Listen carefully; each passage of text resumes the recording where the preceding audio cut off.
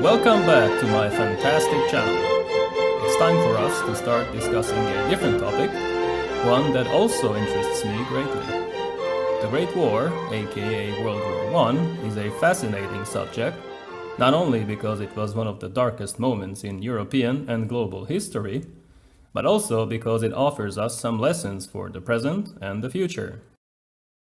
In this first video, we'll look at the underlying reasons for the war, to see why it was unavoidable.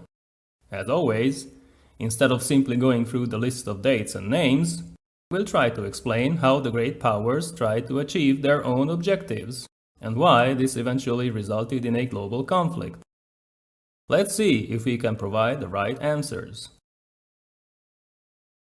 In most history books, remember books, they explain that the Great War started with the assassination of Franz Ferdinand, Archduke of Austria, and heir to the Austro-Hungarian throne.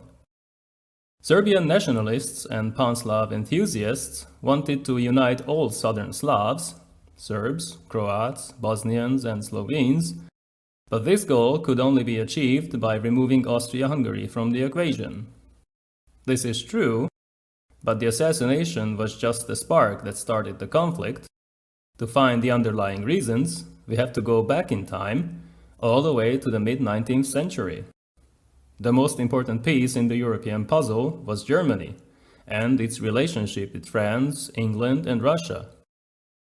As you can see, not much has changed since then.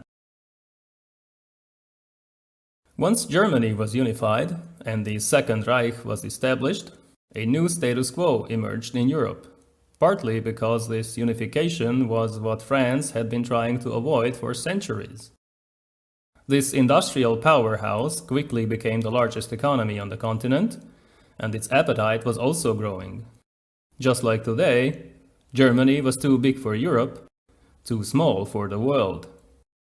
However, as long as Chancellor Bismarck was alive, he managed to maintain close ties not only with Austria, but also with Russia.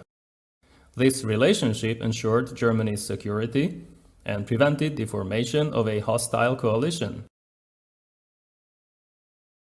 Unfortunately, his successors proved to be less cautious and too aggressive, which alienated all the major powers, except Austria-Hungary, which always preferred alliance with Germany, not just because of cultural similarities, but also because Germany posed the greatest threat to the dual monarchy's existence. By allying itself to Germany, Vienna hoped that it could prevent the breakup of the monarchy and the annexation of the Austrian part by Germany. They were right, and for a while it seemed that Italy could also be convinced to look elsewhere, especially after France took Tunisia, which Italy also wanted to conquer. So for now, Italy would give up its objective of taking South Tyrol and the Dalmatian coast. The Triple Alliance was established, with these three great powers in Central Europe. Russia was initially close to the new Germany, but from the 1880s, relations soured, mainly because Germany was becoming a real threat. Russia clashed with the British over Afghanistan, but then their focus returned to Europe, especially after having been defeated by Japan in the Far East, to everybody's great surprise, in 1905.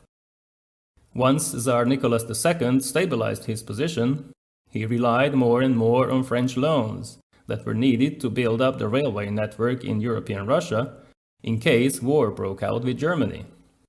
The Russians felt that Austria-Hungary was trying to dominate the Balkans, which they viewed as their own playground, while Berlin was looking towards the Ottoman Empire and the oil fields of Iraq. This angered both Russia and the British Empire, which didn't want any German meddling in the Middle East or near India. France was traditionally anti-German. The fact that they were quickly overrun by the Prussian army back in 1870 made things even worse. They wanted Alsace-Lorraine back, and they also feared German interference in North Africa, more specifically Morocco. In fact, war almost broke out in 1911 over Morocco, but since Germany was not yet ready, Kaiser Wilhelm II and Chancellor Bethmann Hollweg backed down. France felt threatened by the strong and aggressive Germany. Both countries continued preparations for the next conflict, although the French position improved after they concluded a secret agreement with Italy. They agreed that they would not attack each other in case war broke out. In the meantime, France and Russia would continue to work together, encircling Germany, while Britain was also moving closer to them. The British Empire had regarded France as enemy number one for centuries. Now that a united Germany showed up on the continent, the balance of power shifted, and Britain had to adjust. They resolved their colonial conflicts with the French and looked to Berlin with growing suspicion, especially once Germany embarked on a program of naval expansion. A naval race began, with all the great powers building bigger and better warships, which somewhat resembles the arms race of the Cold War and of today. Although there were many opposing interests in Europe, this was the key factor in the geostrategic situation of the day, because a strong German navy could undermine the position of the British Empire, which controlled the seas and international trade routes. Which is why Britain and Germany eventually turned against each other, despite Wilhelm II's admiration for the Royal Navy. By 1907, the Triple Entente was ready to counter the Triple Alliance. The Balkans were a mess, as always. In 1877, Russia defeated the Ottomans and created a large Bulgarian nation, which was then quickly downsized by an international conference in Berlin.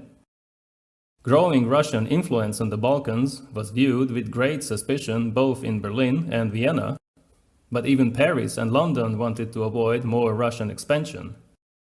We should note that conquering Constantinople was an old dream of the Tsars.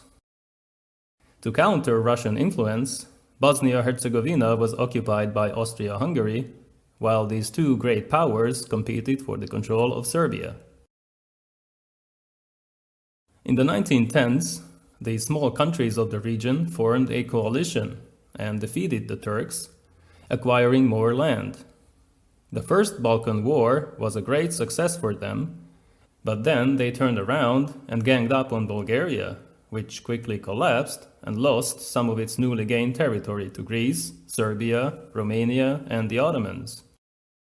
Of course, Bulgaria felt robbed and eventually sided with the Central Powers. The Ottomans, on the other hand, relied heavily on German assistance in building the Berlin-Baghdad Railway. They were fearful of Russian expansion, but retaking Egypt, now under British influence, was also a great objective for them. When the Great War broke out, they remained neutral, but not for long. Serbia was dreaming of a united country that would include all southern Slavs. It felt bullied by Austria-Hungary, but it knew that it could always count on Russian help. The Croatian elite in Zagreb had the same dream, but they rejected the idea of Serbian domination. This opposition eventually destroyed Yugoslavia a few decades later. Greece was in turmoil. It had enough of war, while Albania existed only because Austria-Hungary did not want to see Serbian access to the Adriatic. Montenegro was pretending to be invisible, but they would not be able to avoid bloodshed during the war. We can say that the whole of Europe was a mess, with lots of opposing interests and huge ambitions. The fact that the Great War broke out after the assassination should not cloud our judgment. The real reason was not Austria-Hungary's annexation of Bosnia or Serbian dreams about unifying all southern Slavs. The most important question was whether Germany would be able to pose a real threat to the number one naval power on the planet, and who would dominate the seas in the next few decades. Today, we can ask the same question as China is busy building up its own navy. At the time, nobody thought that the USA was already stealing the show, so all attention focused on the continent. After a few smaller incidents, this time it was different. Germany finally felt ready to beat France once again, even with a possible British interference. They hoped that Austria-Hungary could delay the Russian onslaught until they moved their own troops to the east and destroyed the sleeping giant. This they could not achieve, but unfortunately it would take years of war and tens of millions of casualties before the end result could be announced.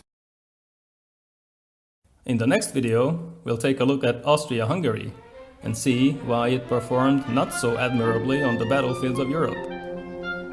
Until then, bye-bye.